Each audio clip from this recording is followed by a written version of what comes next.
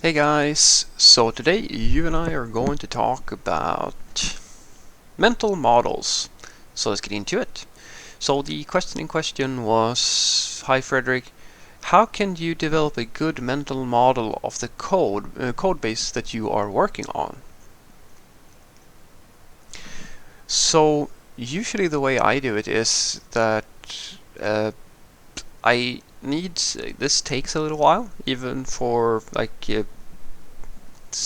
developers who have been working for a while. It will take a while because whenever you start working in a new code base, the system is new to you. You haven't you might know how all the programming languages and like whatever you're using, like the tech stack, how that works, but the domain model, as we call it, the problem model that you're dealing with, is going to be new to you, because every single application that has, say, a login or something like that usually has a user model or something representing a user within the system.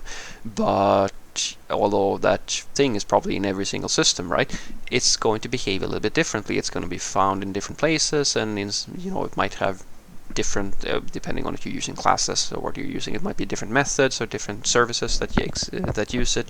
The data that's being stored might be in different formats, and so forth and so forth. So everything is always a little bit different, and sometimes very different. And so what I usually do is that I try to basically expose myself to the main models within the system, and by figuring out what the core functionality of the system is, I can start breaking down the system and make more sense of it. I've never really found it to be very do these high-level diagrams. It's never really going to give you that aha moment. Oh, okay, this is how everything is supposed to be working, and this is how it all fits together. Where you do like diagrams of this system talks to this, or this box points to that box, and that box points back to that box, etc., etc. That can give you some high-level understanding of how things might be working. But to really understand, for you to be really able to mentally model how everything actually fits together, at least I need to understand the data. That's the thing that I focus on. So the first thing I look at is, all right, what are we storing in the database? Because at the end of the day, everything is about the data in the database, mostly. Everything starts and ends there. So when I go and look at those models, I can sort of see that, all right, so these are the entities that we're dealing with, or like the stored entities at the very least. And then usually I take it up a level and I take a look at what endpoints are we dealing with, because usually the way that you can think about it is that most, at least in web, most APIs, they work in a pretty similar fashion. So your endpoints are the actions that take place within the system. These are the operations that you are it's basically functions. You can you can almost think of it as the icons in your computer, or the programs in your computer, the commands that you send to this API. So those are the actions that describe what the user wants to happen, and that's half of the thing that you need to understand. The other half is, okay, these actions on what entities, like what are these states that you end up with if you apply those actions. So as an example, if it's users we're dealing with, here we have all the user endpoints and the different actions that you can do on a user. And then you look at the user model and you see, all right, these are the fields, the data we're storing about a user. Okay, now I understand what the person using this system wants to do with the user, and what the user knows about what data we're storing about the user itself, right? And that helps a lot, I think, at least for me, to sort of start mentally modeling things. And then you can sort of take a look at the really meaty part, which is usually the business logic, which is the layer we have in between storage and, well, basically incoming network call.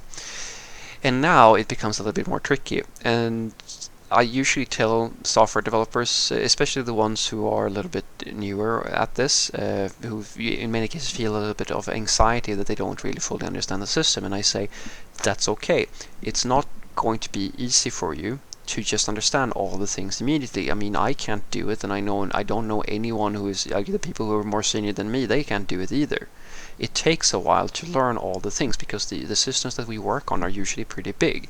And so what you should focus on, in my opinion at the very least, is a little bit the same way as how you should educate yourself. Like if you're going to learn a really big topic, it's sort of honestly a little bit like becoming a software developer.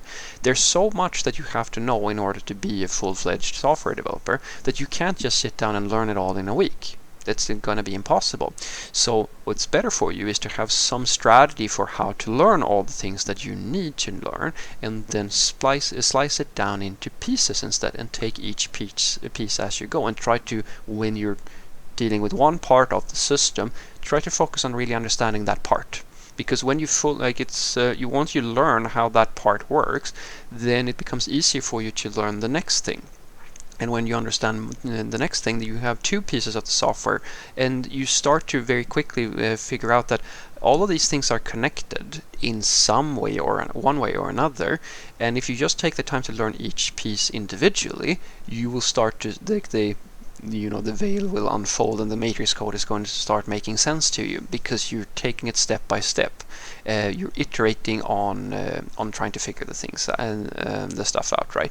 That usually helps a lot with the mental modeling as well, because to efficiently model things in your head, you have to really understand how they work. Usually, I argue at the very least, because it's very difficult for you to figure out how all the pieces are fit together if you don't really know what each piece does. And getting down to that level of granular understanding, it takes a while, and it requires in-depth experimentation and playing around with the code to fully understand, I argue. So what I want you to take away from this is that if you're having problems modeling code in your head or trying to learn how to do that, my suggestion to you is to start and try to understand the endpoints that can be called, like the network calls basically. Because you can think of those as the actions that you can take within an API or whatever you're doing, like the things that people are interacting with. And for the front-end developers, it's basically the same thing as clicking or like interacting with something on the page.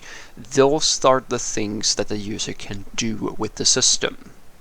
And then you look at, all right, what data am I storing about what the user is doing within the system? These are the two layers, like the top layer and the bottom layer, basically, usually what we call them in a layered architecture. And so if you understand those two parts, then you know what data is stored and you know what actions can be taken. Then you start to very usually figure out, all right, these are the ways that I make things happen, and this is where I can look at what happens if I do that thing. And then you have the meaty business logic in between, which is usually the more complicated thing to figure out. That's going to take you some time to figure out. So I suggest to you to start just understanding those two pieces to start when you begin, because that gives you an understanding of some of the main things, like the foundation stuff that you need in order. Because the business logic is sort of it's not important if you don't know what you can do with the system and what's going to be stored afterwards. Usually, so start with those things and then take a iterative approach to understanding the business logic, because modeling how the system works just like immediately is going to be basically impossible for you. So take it story by story and make sure that when you work on an area of the code within your company, try to actually make sure that you understand sort of how that area works. And like look around a little bit and look at what interfaces you have, what different methods you have that are called, and sort of how they work, and so forth and so forth. So you get that little bit more holistic understanding of that part of the code. Because when you do that and you really understand the way that your code is supposed to be working, after a while you will do that so many times that you sort of know, you get a really good feeling for how the overall system works, because it's all about how all these things fit together. Understanding just one part of a system makes it almost impossible for you to understand how the whole system works together, because most of what we do in software development, as you can think of it as a network of nodes. Everything is connected to everything else, and you can't really fully understand all of the things that are happening within the system without understanding the connections between the different nodes. That's the thing that you're going for. Have a great day.